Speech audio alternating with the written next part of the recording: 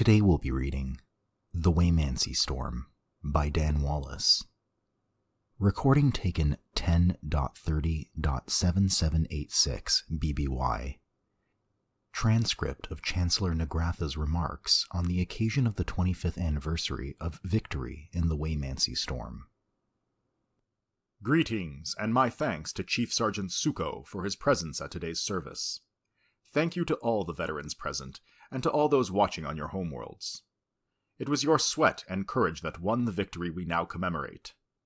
Victory in the Waymancy Storm has been celebrated every year since that solemn, glorious day 25 years removed. It will be remembered long after I have left office and long after all of our lives have passed into history.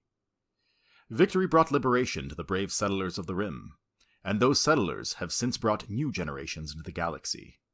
Fresh-faced, hopeful faces that live lives untouched by war. They are our legacy. They are the legacy of every Republic soldier who fought, every Republic settler who resisted, and every life that was left behind on the battlefields. Those sacrifices will never be forgotten. What did the Waymancy Storm mean to the Republic? More than any conflict before or since, the Waymancy Storm found us outmatched in the technology of war. Though we outnumbered our enemies 100 to 1, the frightful killing machines wielded by tyrants absent of conscience inflicted terrible losses in our ranks. The mercenary army of Whirlpoint 6 carried cannons that spat out hailstorms of energy so thick they appeared as constant beams of fire. The armadas of the Wives of Tingrippa sailed arrogantly between the Rim's beacons, boasting that their weapons could puncture any Republic hull, and that their shields could soak up any Republic counterattack. As their onslaught continued, their bloodlust deepened. At Upper Bright Day, 10 million settlers saw their lives extinguished as the land was put to the torch.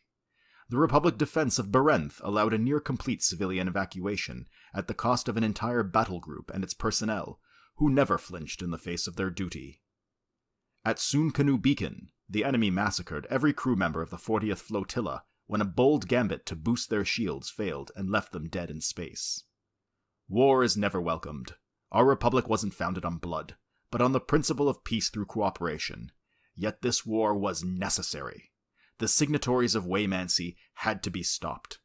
Some of their number believed in fanaticism, some believed in territorial cleansing, some believed in nothing at all beyond the cold logic of machinery. But the wholesale murder of settlers and their families? That could only be practiced by those who believed in evil.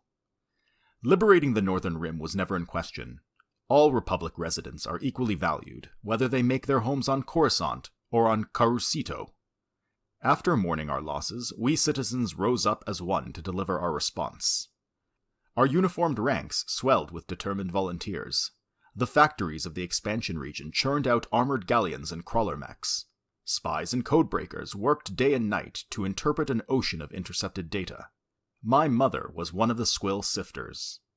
And deep behind a security barrier in an Axum shipyard, technologists struggled to reverse engineer the weapons and starship generators the Navy had captured at Sif Alula. For while we in the Republic possessed an unquenchable fighting spirit, our enemy had a cold, automated edge.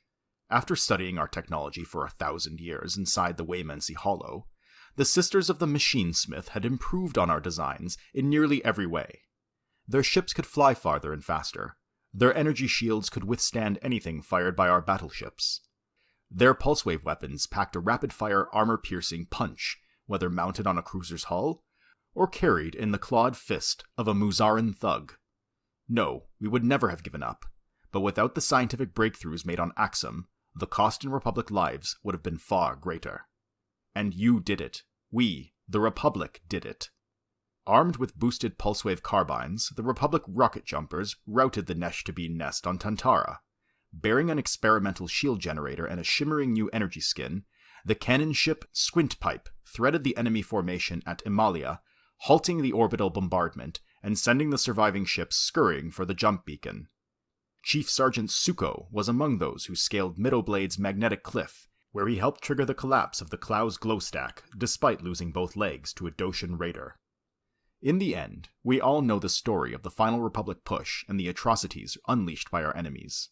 But what we choose to remember is the story of the war as told through the soldiers who refused to desert their fortifications at Pague, or the fleet element that held the line at the Second Battle of Bright Day. We remember the veterans who have gathered today and whose brothers and sisters in arms have accompanied them in spirit. We remember the ravaged worlds of the Northern Rim that now thrive. Our shouts of triumph then echo in the cries of every baby born into a Rim family now. A hyperspace sinkhole is all that remains of the Waymancy bridal seat, and on 1,000 Rim worlds the flag of the Republic flies high. 1,000 more will join them, and 1,000 more right on their heels. This is our reward, bought with service and sacrifice, with blood and hardship. Today, we salute those who earn that reward, and we honor the memories of those who have gone to their rest. In the name of the Republic, may peace reign eternal. I hope you've enjoyed this reading of The Waymancy Storm.